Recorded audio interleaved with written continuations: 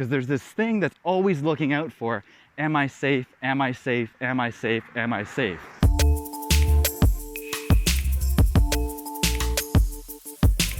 Hey, Brian here, Becoming Conscious Live with appliedempathy.ca. Let's go in on what creates trust. How do we create trust in a relationship? Baseline, trust is in living in integrity. Meaning, do my actions reflect my values and what I'm saying? So in other words, it creates mistrust if I say something and then do another thing, even in the smallest of ways. And have you noticed how women are especially good at having this radar for what's called the shit test? Because a shit test keeps them safe, keeps everyone safe, but especially women, right? Because men just physically are more powerful. That's how we're built. We're built for different things biologically. And so a shit test allows a woman, both inside and outside of a relationship, to test the integrity of a man, which can be very upsetting for some men, because it's kind of like, well, of course I love you. Of course I do. But are you actually showing that? How are your actions in alignment with your words? Brene Brown also says trust is like a marble jar. Brene Brown's got one of the top 10 most watched TED Talks of all time, The Power of Vulnerability, and she talks a lot about shame and trust and authenticity. And I really like her analogy for trust being like a marble jar. In other words, every action that's in alignment is like adding a marble to the jar. But if you make a mistake, especially a bigger one, it's like pouring the jar out, and you kind of have to start over again in a way.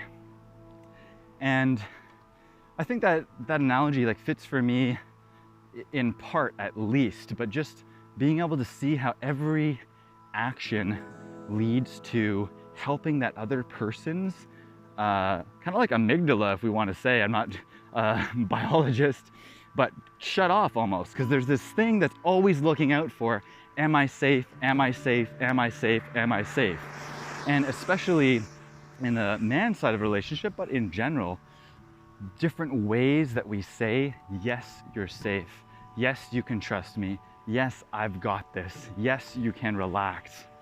It's interpreted by women especially more in your actions, because your actions can protect them more than just your words. Because you can say something, yes, I'll go pick up the groceries, like whatever, and then you don't, over and over and over again. So just because you're saying something doesn't mean that you are trustworthy or even believable.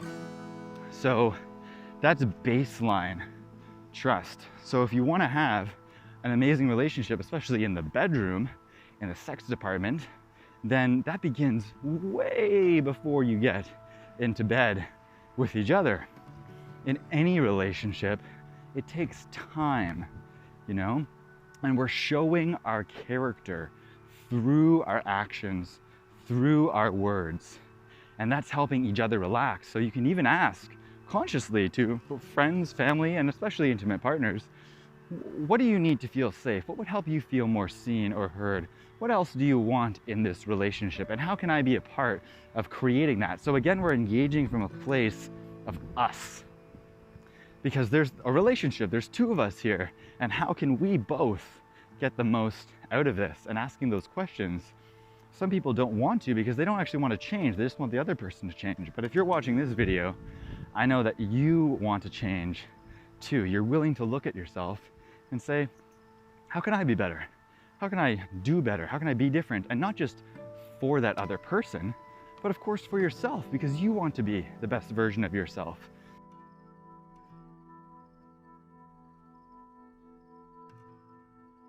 Yesterday I said this one comment that was kind of mean to my girlfriend. And I said afterwards, I sent her a message. I was like, you know what? I could have said that in a totally different way. I feel bad that I was mean there. I felt like, you know, I want to get better, so please don't put up with that kind of behavior. Let me know in the moment. And she actually said, no, it was totally fine. But it's about me being my best self as much as being better for that other person too, right? Because hopefully you're in a relationship where you want to be your best self with that other person because they deserve it. And also, that's what life's about, right? Growing, learning, growing, being better, accepting ourselves where we are, satisfied with what is, eager for what's next. I love that combination, right? That acceptance and striving for more, satisfied with what is and growing. And so in terms of trust, there's also a self-trust that has to happen, right? Do we trust ourselves? Am I living in alignment or integrity with my truth? Or am I doing more of what's expected of me or what I imagine I'm supposed to do? And that translates everywhere from the boardroom to the bedroom as well, in terms of sometimes you really think or believe that this is what the other person wants, and so you go out of your way to do that, but then it's not actually what they wanted. And then you build up, of course, this beautiful emotion called anger and resentment, right? And that's what happens when we abandon ourselves for other people. And we do that in subtle ways, people pleasers, right?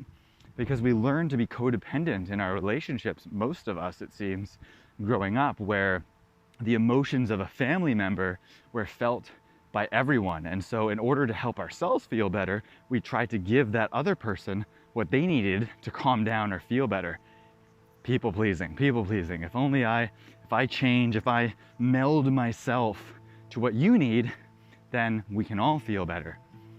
Then that pattern continues into our adult relationships, where we're used to neglecting, ignoring, abandoning our own needs to meet other people's, which isn't necessarily, I wouldn't say like inherently a bad thing to not go out of your way for other people. Of course, it's great to sacrifice sometimes in times of need where, you want to go out of your way for people that you care about.